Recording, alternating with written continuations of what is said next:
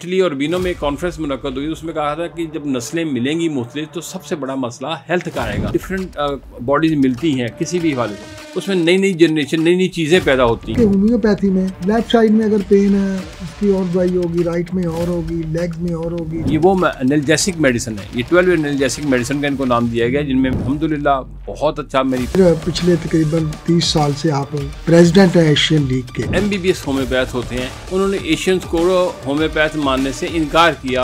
MBBS हैं वो अगर 6 माह का डिप्लोमा करते हैं तो वो होम्योपैथी कर लेते हैं। इंडिया में तो बाकायदा अब BHMS है और वहाँ 11 साल में होम्योपैथ बनता है। शुरू से एक मुहावरा बना हुआ है कि होम्योपैथी अगर फ़ायदा नहीं देती नुकसान भी नहीं देती, कि मरीज को भी एजुकेशन होनी चाहिए। अस्सलाम वालेकुम नाज़रीन, मैं हूँ डॉक्टर मियां मुनव्वर और आप प्रोग्राम देख रहे हैं ऑनलाइन हेल्थ क्लिनिक। नाज़रीन, जैसा कि आपको मालूम है कि हमारा ये प्रोग्राम खालिस्तन सेहत के हवाले से है और हम कोशिश करते हैं कि हम मुख्तसर वक़्त में सेहत के हवाले से बहुत ज़्यादा अच्छी मुफीद मालूमात आपको फराहम कर सकें। उस हवाले से हम बहुत से अच्छे और काबिल डॉक्टरों को अपने स्टूडियो में इनवाइट करते हैं और उनकी खिदमात और उनके ख़यालात आपकी समात तक पहुंचाते हैं। आपको अगर किसी किस्म का कोई क्वेश्चन हो या आप कोई मालूमात लेना चाहें तो हमारे यहाँ स्क्रीन पर नंबर चल रहा है, आप व्हाट्सएप पे हमसे अपना क्वेश्चन सेंड कर सकते हैं और हम इंशाल्लाह आपको जवाब ज़रूर देंगे। आज के हमारे बहुत ही मुख्तरम मेहमान हैं जो कि पाकिस्तान में जिन्होंने होम्योपैथी के हवाले से इंटरनेशनल कॉन्फ्रेंस कराई और बहुत सारे डॉक्टरों को पिछले कम अज़ कम 25 सालों से वो मुख्तलिफ ममालिक में इंटरनेशनल कॉन्फ्रेंस पर लेकर जा रहे हैं और इंटरनेशनल कॉन्फ्रेंस की जो नुमाइंदगी है, जो लीडरशिप है, वो ये हमारे डॉक्टर साहब करते हैं और इनका बड़े ही खूबसूरत और बड़े अखलाक के मालिक हैं, बड़े काबिल डॉक्टर हैं। आज हमारे स्टूडियो में मौजूद हैं। मेरी मुराद डॉक्टर अज़हर इंतसार से है जो कि एशियन लीग के प्रेसिडेंट भी हैं। अस्सलाम वालेकुम डॉक्टर साहब। वालेकुम अस्सलाम। जी डॉक्टर साहब, ठीक हैं आप? जी शुक्र अल्लाह का। डॉक्टर साहब, सबसे पहले तो आपका बहुत शुक्रिया कि आप तशरीफ़ लाए। जी, आपकी नवाजिश। आपने अपना बड़ा कीमती टाइम निकाला। मैं डॉक्टर साहब पूछना चाहूँगा आपको कि आप होम्योपैथी में कब से आप होम्योपैथी में आए और किस चीज़ से मुतासर होकर आपने होम्योपैथी शुरू किया? देखिए, ये बात यह है कि वैसे तो मेरे वालिद, मेरी ग्रैंड मदर, दादी शुरू से ही डॉक्टर मसूद की पेशेंट थी। इवन कि मेरे जो दादा जान थे मशहूर थे शेख साहब लोको वर्कशॉप वाले, तो वो डॉक्टर मसूद साहब के पेशेंट थे। अच्छा। तो इस हवाले से वालिद साहब को शौक़ तो बहुत था होम्योपैथी का, लेकिन चूँकि उनका सारा फील्ड एलोपैथी के हवाले से था और वो एलोपैथी फील्ड में ही रहे और उनको ख्वाहिश थी कि मेरा ये बड़ा बेटा है डॉक्टर बने। इत्तेफाक से नंबर उस वक्त इतने आए कि बहुत दूर बहावलपुर जाना पड़ रहा था। तो उस वक़्त जब मैंने 80 में FSC की तो मैं बहावलपुर नहीं गया। तो मेरे वालिद साहब को उनके कुलीग भी थे डॉक्टर खालिद मसूद साहब, तो उन्होंने फिर मुझे होम्योपैथी की तरफ राग़िब किया और मैंने 81 में पाकिस्तान होम्योपैथिक मेडिकल कॉलेज में एडमिशन लिया और मैं 81-84 के बैच का स्टूडेंट था। 84 में वहाँ से क्वालिफ़ाई किया Pakistan homeopathic medical college Lahore से। लेकिन आज मैं बड़े फ़ख्र से और बड़े दिल से ये बात का बरमला ये आपसे इख्तिसार करता हूँ कि शायद अगर उस फील्ड में जाता तो मैं उतनी तरक्की या इतना नाम ना कमा सकता जितना मुझे इस होम्योपैथी ने इस होम्योपैथिक फील्ड के अंदर दिया। अच्छा डॉक्टर साहब, आपके क्रेडिट पे एक बहुत बड़ी बात जाती है कि आपने होम्योपैथी उस वक्त शुरू किया जब होम्योपैथी को कोई इतनी अच्छी तरह जानता नहीं था। आप ना सिर्फ होम्योपैथी में आए बल्कि आपने फिर एशियन लीग के मेंबर भी बने और फिर पिछले तकरीबन 30 साल से आप प्रेसिडेंट हैं एशियन लीग के। तो आप का ये सफ़र जो एशियन लीग का था, जो आपने डॉक्टरों को मुख्तलिफ ममालिक में टूर करवाए, ये आपने कोई आपके ज़हन में कोई आइडिया आया था या कि होम्योपैथी की फलाह बहबूद के लिए ये कर रहे थे? जी, इसके पीछे जो है वो एशियन लीग की ही हिस्ट्री है। जब 86 में जो इंटरनेशनल लीगा थी वो MBBS होम्योपैथ होते हैं, उन्होंने एशियंस को होम्योपैथ मानने से इनकार किया और एक जिनेवा कॉन्फ्रेंस में हमें जनरल असेंबली से बाहर निकाला, जिसमें जो हमारे लीडरान थे, जिनमें पाकिस्तान से, इंडिया से, बांग्लादेश से जो बड़े नाम थे उस वक़्त, उन्होंने वॉकआउट किया और उस वक़्त उन्होंने सोचा कि हम अपनी पहचान खुद बनाएंगे। तो उन्होंने उस वक़्त 87 में एशियन होम्योपैथिक मेडिकल लीग की बुनियाद रखी, जिसमें सबसे बड़ा नाम doctor Jugal Kishore, doctor Khudabakhsh, doctor Mohammad Qasim, doctor Girish Gupta, doctor Girindra Pal, और पाकिस्तान से उस वक़्त डॉक्टर इरफान साहब के बाद जो थे उनका नाम था, वो उसमें शामिल हुए। फिर 88 में हमारी इंडिया कॉन्फ्रेंस हुई, 89 में मलेशिया और 90 में पाकिस्तान को फ्लैग मिला। वो भी इत्तेफाक से जो 90 में हमने कॉन्फ्रेंस की अवारी होटल में, मियाँ मोहम्मद अज़हर साहब उस वक्त गवर्नर थे, उन्होंने इसको इनॉग्रेट किया था। तो उस वक़्त और उसके बाद 91 में बांग्लादेश, 92 में श्रीलंका। तो अभी ये 5 साल का दौरानिया, ये 6 साल का चला ही था। तो उनको ये नदामत हुई LMHI और OMHI को कि ये हमसे गलती हुई, क्योंकि एशियन जो है he is a true homeopath, क्योंकि हम बाकायदा 5 साल पढ़ के आते हैं और वो MBBS करने के बाद सिर्फ MD करते हैं, 6 माह की स्पेशलाइज किसी भी फील्ड में कर लें।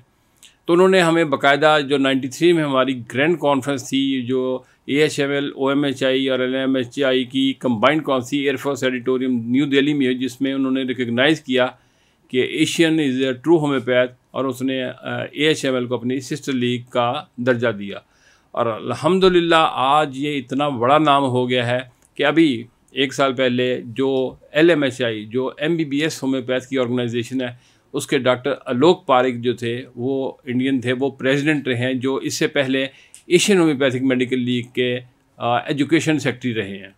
तो ये वो तरक्की का मरहला था, और उसमें जब हमें ये चीज़ एशियन लीग के अगार मकासद में यही चीज़ थी कि होम्योपैथी को अपने इलाकों में आप थ्रू सेमिनार्स, कॉन्फ्रेंसेस और फ्री कैंप्स के हवाले से ऑर्गेनाइज़ करें, और इंटरनेशनल हर साल ये डिफरेंट एशियन कंट्री में रोटेट होगी।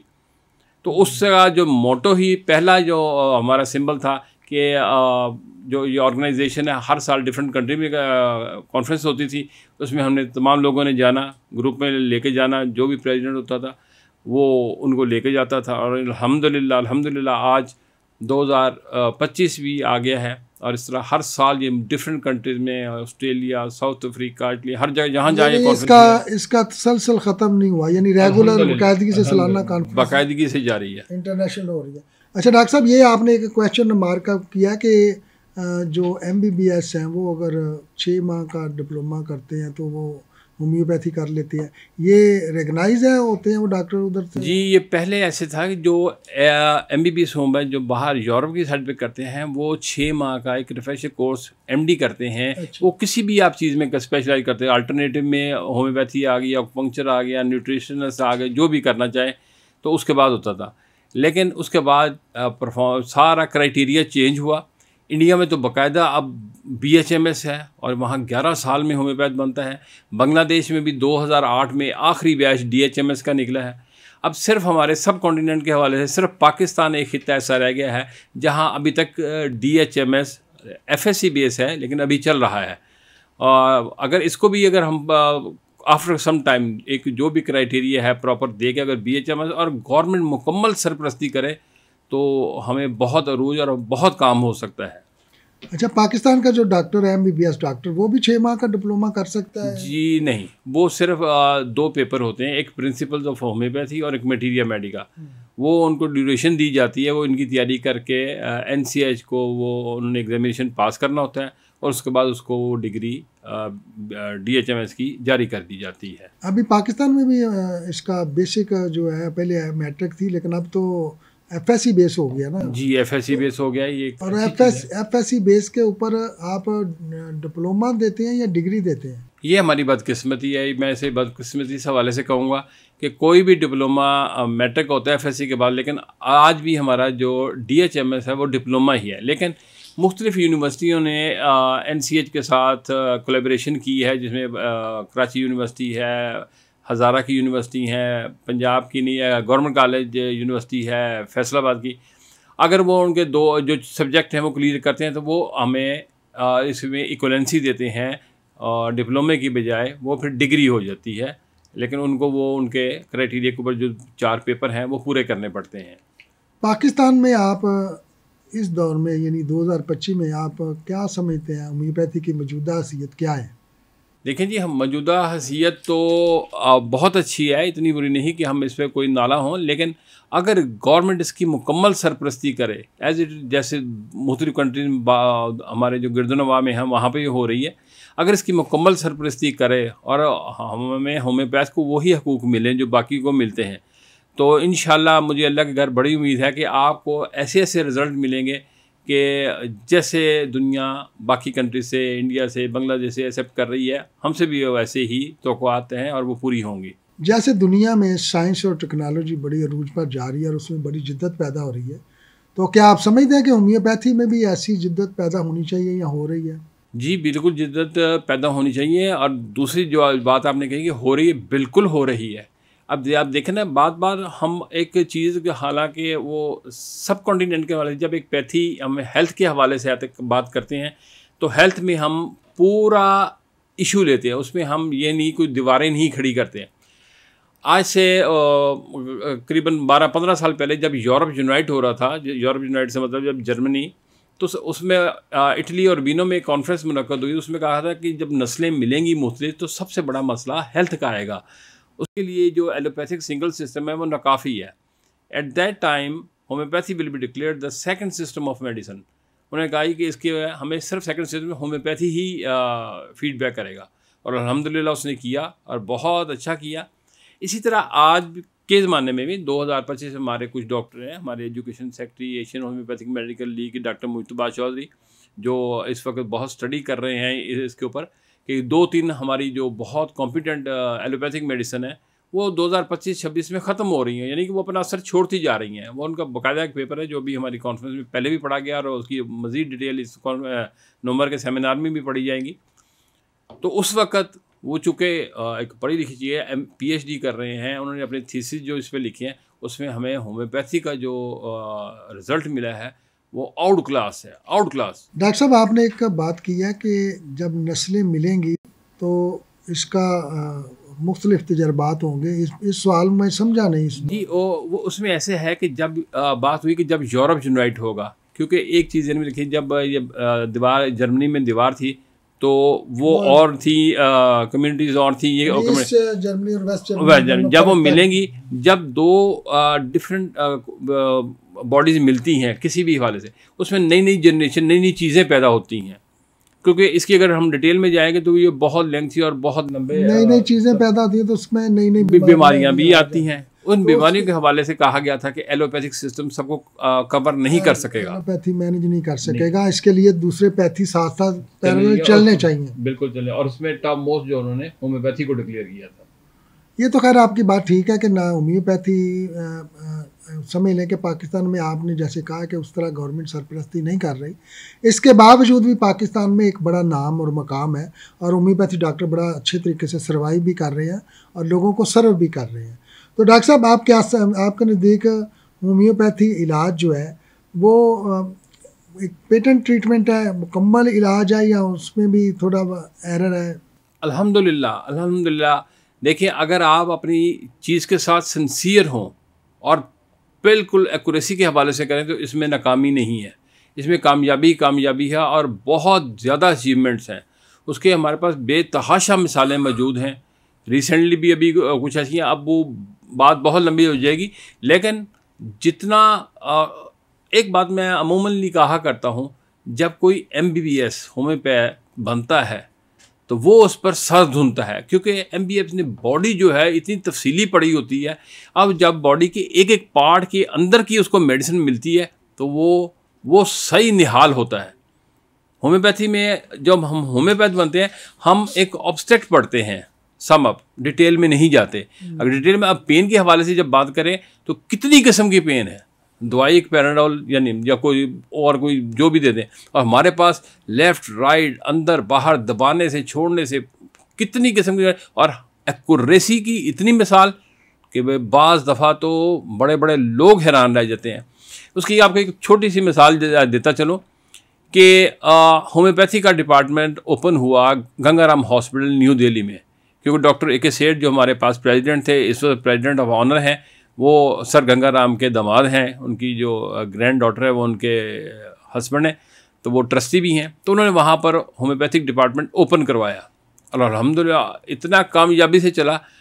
2-3 साल पहले जब मैं वहाँ पर था, उस वक्त इंतहाई खुशी हुई जब CCU से एक फ़ोन आता है, डॉक्टर विशपाल दुबे साहब थे, कोई ऑपरेट करने के बाद उन्होंने डॉक्टर सेठ को फ़ोन किया कि हमें यहाँ ये कॉम्प्लिकेशंस कुछ आ रही हैं, इसमें हमारी कोई मेडिसिन आप कुछ कर सकते हैं। तो डॉक्टर साहब ने उसी वक्त वहाँ पर उनको एक दवाई बताई और वो मेडिसिन भेजी, और शाम को 5 बजे वो डॉक्टर खुद जो विशपाल दुबे साहब थे वो खुद होम्योपैथ डिपार्टमेंट में आए और उन्होंने ऐसे शुक्रिया अदा किया कि यार ये आपने क्या चीज़ दी, इतने अच्छे रिज़ल्ट, इतनी ज़बरदस्त रिकवरी। अच्छा डॉक्टर साहब, आपने एक नाज़रीन की सहूलत के लिए ये सवाल दोबारा करना चाह रहा हूँ कि आपने कहा कि अगर आम बॉडी पेन हो तो हम एलोपैथी में पैनाडोल वगैरह दे देते हैं या कोई भी पेन किलर दे देते हैं और उससे पेन ठीक हो जाती है। जबकि होम्योपैथी में लेफ़्ट साइड में अगर पेन है उसकी और दवाई होगी, राइट में और होगी, लेग्स में और होगी, चेस्ट में और होगी, यानी हर साइड की पेन की एक सिम्टम के मुताबिक अलग दवाई होगी। जी बिल्कुल। जब हम असूल की बात करते हैं, जब असूल की बात की जाती है तो वो उस सिम्टम जो हम इलामात को लेकर, एक पेशेंट आता है वो अपनी इलामात बताता है, उसकी अपनी ही एक इंडिविजुअल अलग मेडिसिन होगी। अब चूँकि नफ्सा नफसी का दौर है, तेज़ी बहुत ज़्यादा है, तो उसमें ये जो हम बात कर रहे हैं बार बार की रिसर्च, नहीं, इस पे भी काम हो रहा है, रिसर्च हो रही है, डिफरेंट कंट्रीज़ कर रही हैं। उसमें उन्होंने हमें ये बहुत अच्छे एक सम अप दिए कि हमारी एक बहुत अच्छी मेडिसिन है मैग्नीशिया फास, साइक्लामिन, कालीबाइक्रोम, ये वो एनाल्जेसिक मेडिसिन है। ये 12 एनाल्जेसिक मेडिसिन का इनको नाम दिया गया, जिनमें मैंने 3-4 बोली हैं, और ये इतना 12 ऐसी मेडिसिन है जो पेन के लिए, पेन किलर के लिए आप एनाल्जेसिक के तौर पर इस्तेमाल करा सकते हैं। और अल्हम्दुलिल्लाह बहुत अच्छा मेरी प्रैक्टिस में और जो दोस्तों को हमने बताया बहुत अच्छे रिजल्ट मिले हैं। अच्छा डॉक्टर साहब, अभी आप नवंबर में 27-28 नवंबर गालबन आप इंटरनेशनल कॉन्फ्रेंस कर रहे हैं अवारी होटल में, उसके हवाले से क्या कहना चाहेंगे? उसमें इंटरनेशनल लोग आ रहे हैं, पूरी दुनिया से लोग? जी हमने इनविटेशन तो भेजे हैं, इसमें कोई शक की गुंजाइश नहीं कि दोस्त इंटरेस्टेड भी हैं, बहुत शौक़ रखते हैं, लेकिन इत्तेफाक से इस वक्त मेरे इस प्यारे मुल्क के कुछ हालात ऐसे हैं, कुछ टेंशनें ऐसी हैं कि लोग ज़रा डरते हैं इस मामले में, पाकिस्तान आने से साहब ज़रा जी। तो हमने कोशिश तो बड़ी की है, तो बात चीज़ें हम थोड़ी सी छुपा के भी रख रहे हैं कि कुछ दोस्तों ने वादा तो किया है कि वो पहुँचेंगे, तो इंशाल्लाह ज़रूर आएंगे। नहीं डॉक्टर साहब, आपके तवज्जो से बताएं कि पाकिस्तान एक बड़ा ज़रखेज़ मुल्क है और माशाल्लाह जब से आज़ाद हुआ है हम मुख्तलिफ हमारे जो है ना क्राइसिस रहे हैं, हमारा कहीं ना कहीं कुछ ना कुछ एरर आता रहा है, लेकिन इसके बावजूद ही पाकिस्तान एक बड़ा अच्छा और ज़रखेज़ मुल्क है और यहाँ बाहर से आए लोगों को 100% तहफ़्फ़ुज़ देते हैं। हमारी गवर्नमेंट भी, हमारे लोग भी प्यार करते हैं। कोई भी इंटरनेशनल अगर लोग आएंगे ना तो उनको पाकिस्तान में तहफ़्फ़ुज़ भी मिलेगा और प्यार भी मिलेगा। नहीं जी, इसमें तो कोई शक नहीं है, ये तो बिल्कुल आपने बजा कहा, और इसमें वो दोस्त भी मुत्तफ़िक हैं। बस कुछ गवर्नमेंट पॉलिसीज़, जैसे अभी हमारी क्रिकेट टीम के साथ गया, हाँ वीज़ा पॉलिसी में कुछ प्रॉब्लम आती हैं, तो उस हवाले से, वगरना दोस्तों काफ़ी ज़्यादा तैयार हैं, बिल्कुल इसमें कोई शक नहीं है। 2026 में गालबन जनवरी में आप बाकू में आपकी एक कॉन्फ्रेंस हो रही है, इंटरनेशनल कॉन्फ्रेंस, तो जब यहाँ से आप लोग वहाँ लेकर जाएंगे तो यहाँ से जाने वाले लोगों को भी वो प्रॉब्लम होती है कि पाकिस्तान वाले शमूलियत कर रहे हैं? ऐसा इतनी ज़्यादा तो नहीं, लेकिन वीज़ा प्रॉब्लम तो है। वीज़ा रिक्वायरमेंट हर कंट्री की अपनी अपनी तरीक़ाकार है। अभी जब सुबह आपसे बात हुई उससे 1 घंटा पहले हमारी जनरल बॉडी की मीटिंग थी न्यू दिल्ली में, तो वहाँ से मुझे लेटर आया कि जी अगले साल वो कह रहे हैं कि इंग्लैंड में रखेंगे। अब इत्तेफाक ऐसा है कि जो हमारी जनरल एग्जीक्यूटिव बॉडी है प्लस उनके जो हम बहुत बड़ी बॉडी है इंडिया के, उनके 86 बंदों के तो समझे कि सबके यूके के वीज़े लगे हुए हैं। अब हमारे बंदे, हमारे यहाँ से 5-10 चले जाएंगे।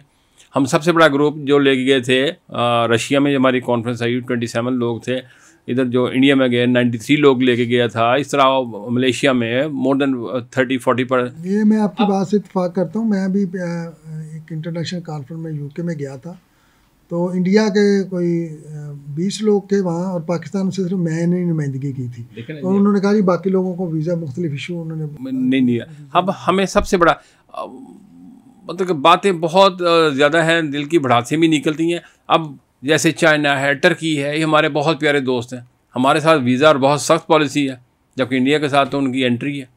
तो हमें ये मसले मसाइल बहुत ज़्यादा आते हैं। इसी तरह जब बाहर से क्लियरेंस, अब इंडिया बांग्लादेश से जो लोग आना चाहते हैं उनकी क्लियरेंस का अगर प्रॉपर तरीका आप करें तो 3 महीने की क्लियरेंस है। 3 महीने में कौन उनको जवाब देता रहे आता जाए, बहुत मुश्किल होता है। अच्छा डॉक्टर साहब, बड़ी मुफीद गुफ्तगू आपने की। आप होम्योपैथी डॉक्टरों को कोई मैसेज देना चाहेंगे? मैं ये सबसे बड़ी उनको यही इस तरह की, क्योंकि थोड़ी सी एक लैकनेस है हमारे होम्योपैथ में, सबसे बड़ी अपनी एजुकेशन को अपलिफ्ट करें और डेली बेसिस पे कोई एक मेडिसिन डेली पढ़ें। एक मेडिसिन पढ़ते हुए कुछ अरसे के बाद आप 300 से 400 जब मेडिसिन पे मुहित होंगे तो आप मास्टर हो गए, मास्टर बन जाएंगे। बल्कि एक मरीज की अगर मुकम्मल हिस्ट्री रोजाना पढ़ लें तो वो भी बहुत, मैं कहता हूँ हमारे दोस्त भागते हैं जब कमर्शलिज्म में आते हैं, फिर तेज़ी आ जाती है, फिर वो मुख्तलिफ दाएँ बाएँ ज़रा हो जाते हैं। लेकिन एक मेडिसिन सिर्फ एलन की नोट्स के जो ऊपर की फ्रेजेज हैं अगर वही पढ़ लेना तो मैं कहता हूँ। आपका ये पैगाम है कि होम्योपैथी डॉक्टर रोज़ाना के हिसाब से एक मेडिसिन मुकम्मल उसकी हिस्ट्री पढ़े कि ये कहाँ से शुरू हुई, ये क्या क्या करती है, इसके इफ़ेक्ट क्या है, इसके साइड इफ़ेक्ट क्या है, इसके रिज़ल्ट क्या है, ताकि वो एक उसकी ऐसी समरी बनती जाए कि वो जब कुछ 6 माह इस तरह का सर्कल करे, प्रैक्टिस करे, तो एक बड़ा अच्छा और मेच्योर होम्योपैथी डॉक्टर बन सकते हैं।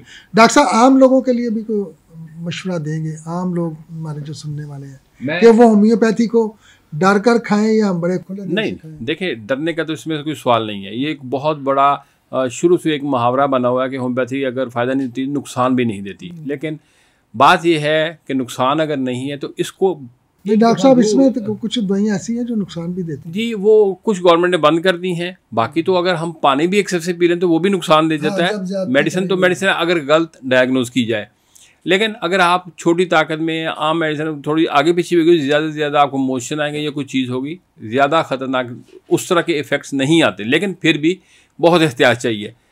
मेरी इस्तेदा अपने पब्लिक से यही है कि वो खुलकर अच्छे दिल से होम्योपैथी को एक्सेप्ट करते हुए इसकी तरफ राग़ब हों और किसी भी बड़ी जगह जाने से पहले होम्योपैथी पे ट्रस्ट करें और उसको ज़रूर ट्राई करें।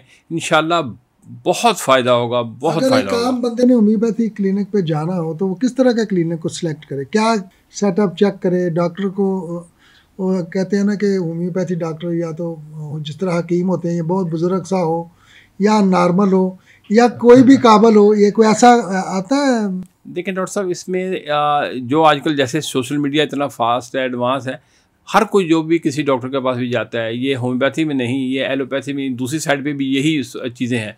अब वो मुख्तलिफ ऐप्स आ गई हैं। हमें बहुत खुशी हुई कि हमारे बहुत से डॉक्टरों ने अलाडॉक के ऊपर वो अपनी रजिस्ट्रेशन करवाई और वो कामयाबी से चल भी रहे हैं।